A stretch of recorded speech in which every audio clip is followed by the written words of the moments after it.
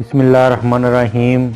السلام علیکم دوستو، آج کی ویڈیو میں آپ لوگوں کو بتاؤں گا کہ سعودی عرب میں کرونا وائرس کی وجہ سے جو لاک ڈاؤن لگایا گیا تھا اس کی خلاف ورزی کرتے ہوئے کچھ لوگ کام کرتے ہوئے پکڑے گئے تھے، جن کو ڈپورٹ کیا گیا تھا، جن میں حلاق کا کام کرنے والے یعنی نائی کا کام کرنے والے اور کچھ دوسرے لوگ بھی شامل ہیں، اور وہ اب کیسے سعودی عرب واپس آ سکتے ہیں۔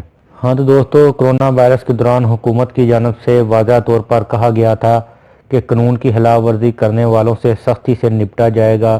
کرونا کی وبا کے ابتدائی دنوں میں جب تمام شہروں میں کرفیو لگایا گیا تھا اور حجاموں کو سختی سے تاکید کی گئی تھی کہ وہ کام نہ کریں، کیونکہ اس سے وبائی امراض پھیلنے کا خدشہ تھا اور سماجی فاصلے کے اصول کی بھی خلاف ورزی ہوتی تھی۔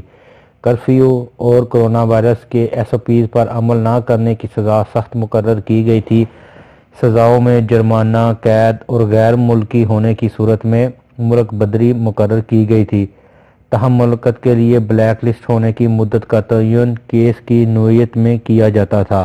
اس کے بارے میں سزا کے وقت متعلقہ شخص کو آگاہ کر دیا جاتا تھا، یعنی جو بھی آدمی خلاف ورزی کرتا ہوا پکڑا جاتا تھا تو پھر اس کو سزا بھی ہوتی تھی، جرمانہ بھی، قید بھی، اور بعض کو ملک بدر بھی کیا گیا ہے۔ اور جب ان کو ملک سے باہر بھیجا جاتا تھا تو ان کو بتایا جاتا تھا کہ آپ اتنے وقت سے بلیک لسٹ میں شامل ہیں۔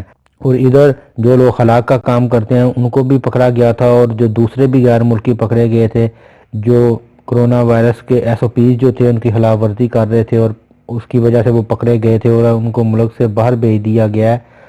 اور ان کے واپس آنے کا یہی طریقہ کار ہے کہ ان کو بتایا گیا تھا یا ان کو خروج لگاتے ہوئے ان کو کہا گیا تھا کہ آپ اتنے وقت کے لیے بلیک لسٹ ہیں۔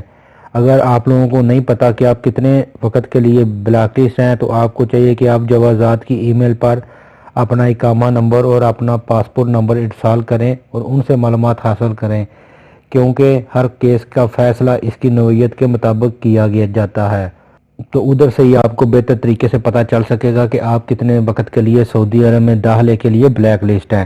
تو دوستو، یہ تھی آج کی ویڈیو۔ امید ہے آپ لوگوں کو پسند آئے گی۔ ویڈیو کو لائک اور شیئر ضرور کریں تاکہ انفارمیشن زیادہ لوگوں تک پہنچ سکے۔